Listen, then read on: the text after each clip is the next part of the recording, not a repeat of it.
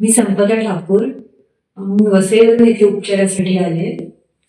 मला अंगाचा बरेच वर्ष झाले त्रास आहे, एक 10-12 वर्ष. अनेक ठिकाणी उपचार केले, आयुर्वेदिक उपचार घेतले, वेगवेगळ्या पॅथीचे उपचार घेतले.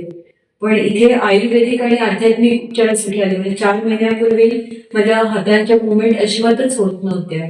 संपूर्ण सांधे बोटं आखडलेली होती. हा स्टिफनेस मला इथे आल्यानंतर त्या 4 दिवसाच्या उपचारात इतका इथे फरक पडला.